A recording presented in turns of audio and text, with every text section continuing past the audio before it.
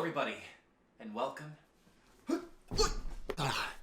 to the latest episode of Vincent Vision.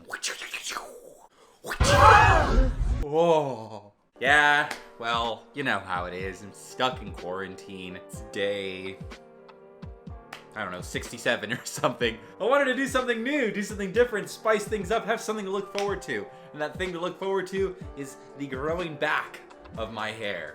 I also wanted to figure out how I could still make videos while I was stuck at home, and I figured, not really like a news guy, I don't do a lot of history videos, but what I do have a lot of are opinions. So I figured now would be a good a time as any to start making some videos and talk about things that I want to talk about in the theme park world, share some of my opinions. My first opinion that I want to share is a Dole Whip isn't that great.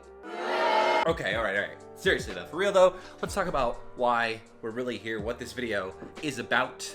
I wanted to take this time to talk about a subject that I don't think is really getting enough love. Nothing's really happening in the world of theme parks right now. I totally get that. But I feel like even when this was announced, no one really talked too much about it. I am, of course, referring to Marvel, or I guess you can't really use the word Marvel, Disney's Avengers Campus that is going to be opening in Disney's California Adventure eventually. They announced it in like the middle of March, and then everything changed.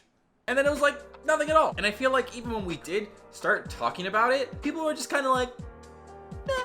I think this Avengers Campus, I think this Marvel Land has a lot of good things going for it. And I kind of wanted to like counterpoint some arguments and some sort of complaints that people have had about Marvel Land. First thing is that like a lot of people equate it looking to like a college campus. They say like it looks very modern, looks like a very real world thing, and like yeah, it kind of does. Yes, Marvel takes place in like present times, a modern day, but I think that the Marvel Cinematic Universe and like the Avengers and things like that, I think there is a pretty distinct style there that really does stick out. And like when you think about the different themed lands of Disney's California Adventures, this modern sort of futuristic high technology style looks really good. It looks clean. I personally am a big fan of that kind of stuff. I think it looks more Tomorrowland than Tomorrowland. I think it has its own little profile that's going to fit into California Adventure just fine. So I think the land is more than a worthy replacement. I think it's going to look really cool, look very clean, look very modern.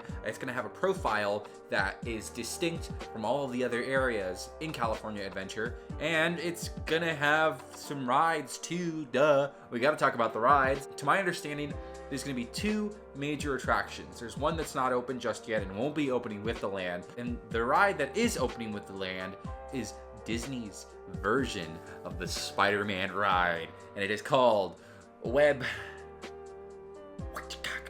Shooters, Web Fighters, Web Slingers. What is the name of the ride? Hold on, give me a second. Oh, it really is called Webslingers. Okay, yes, Webslingers, a Spider-Man adventure. A ride where you join Spider-Man and the Worldwide Engineering Brigade, Web for sure. You're gonna get on a little car, you're gonna, I guess, shoot webs from your hands.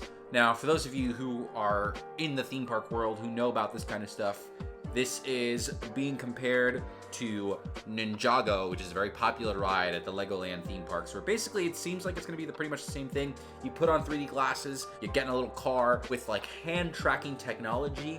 They can get your hands to shoot out webs. You know who can't ride this ride? Rocket Raccoon. You know why? Because his hands don't scan. That's a reference to Mission Breakout, the ride from California Adventure. The elephant in the room is that this ride is without a doubt going to be compared to one of the best rides ever made, The Amazing Adventures of Spider-Man over at Islands of Adventure in Orlando.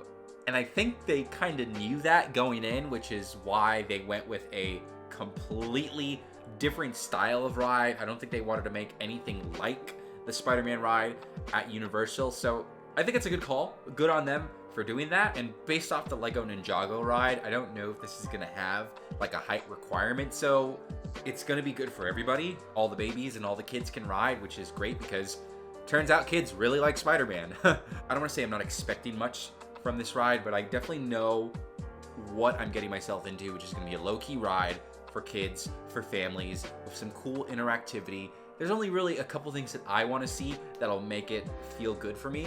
I know there's going to be a pre-show. I kind of want to see an animatronic Peter Parker. They have a picture of the pre-show with Peter Parker there, or sorry, Spider-Man there, and he's kind of talking to the people. I wonder if that's going to be an animatronic, similar to like Hondo or the Shaman. As far as like the ride itself, we already know that it's going to be 3D, so I'm hoping there's like a cool set piece in there, one or two, or something like that makes you feel like you're going through the city with Spider-Man. I don't want it to be like you stop, you watch what's happening, and you move on to the next scene. Mickey and Minnie's Runaway Railway had a cool little bit where you were going down a waterfall, and it looked really cool, and it looked convincing enough for a ride that also doesn't have a height requirement. So I'm just hoping we get that sort of kinetic motion with that, because Spider-Man, he ain't known for just standing in place and shooting his webs. No, he swings around. He shoots his webs while he's swinging around, so we have got to get something like that. Web slingers, I'm pretty okay with it. I think it'll be a good time. I think Spider-Man will please a lot of people. It'll be a pretty pleasing ride in a cool land, and you know, if rides aren't your things, Marvel has got a ton of characters, which is fantastic, because there's gonna be like 1,000 characters in this land. So I'll admit, me myself, I've never been like a big character person, but I like seeing the Star Wars characters, I like meeting the Star Wars characters, and I'm actually kind of excited to meet the Marvel characters. Marvel, for me, is a franchise that I have been watching since the beginning, so I have that attachment to these characters. So it'll be nice to like meet Iron Man, which is the first time you're going to be able to meet Iron Man here in America, which is really, really cool. You know, get like a picture with Spider-Man, Captain America, the Guardians of the Galaxy. Those are my guys. Love them very, very much. You're also going to get Ant-Man and the Wasp, which I really, really like Ant-Man and the Wasp, so I'm excited to get those characters. And all the Marvel characters are like fun, you know what I mean? They're like fun, they've got good energy, they're all very quippy, and they'll talk back and be kind of funny. As much as I love Star Wars, Kylo Ren's kind of like a chore to me, because he's just so mean all the time. He's like, you, come here.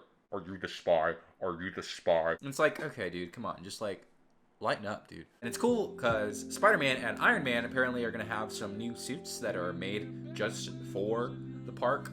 So, I think characters, I'm very excited. I'm very excited to get some action poses with the characters, you know? We could do some, that's my shield, and then my Wakanda claws right there, and this Black Panther. And then, of course, after you're done meeting all the characters and riding the Spider-Man ride, you're gonna want to eat. They get the Pym Test Kitchen, which sounds very fun, and I think it's gonna be a good time. They got big food. Look, they got a big chicken sandwich, or a big chicken patty, and a little tiny bread. I'm glad that these past couple years, theme parks have been really upping their quick service game and making these restaurants where the food matches with the theme of the land and like what's happening, you know? It really, really kicked in with Satuli Canteen and Pandora, through Galaxy's Edge, and now Pym Test Kitchen. So it'll be a good time.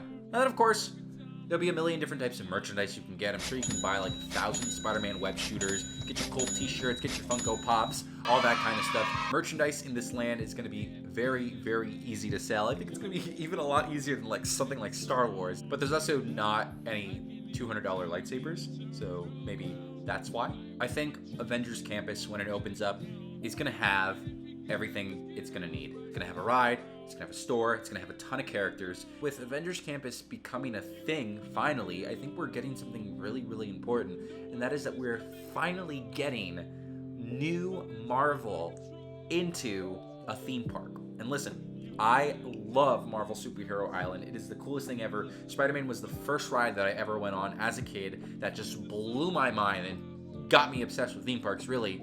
But this whole, like, deal where like Universal has the rides and they can't do anything in Orlando and this and that, like, really does kind of stink sometimes. I think we just passed the most popular Marvel will ever be, and I'm hoping that whatever ends up being here in Avengers Campus helps keep the excitement for Marvel going, and whatever movies they come out with in the future can find their way into the Avengers Campus, and then maybe hopefully one day, if we get lucky, we can get it here at Walt Disney World in Orlando. That would be pretty awesome. But until that day comes, we'll just have to wait till Avengers Campus opens up and California Adventure, which was supposed to be like July 18th, but with everything going on right now, honestly, who could say when that is? If you guys have any thoughts about Marvel Land and the future of Avengers Campus and the Spider-Man ride and anything like that, please leave a comment down below. Please be sure to like, subscribe, watch some more of my videos, tell your friends, all that good stuff. Avengers Campus is going to be great. I'm excited to see it whenever that is. When the theme parks do open up, I'll be there, and I hope to see you there as well. So thank you guys for watching Vincent Vision, and goodbye.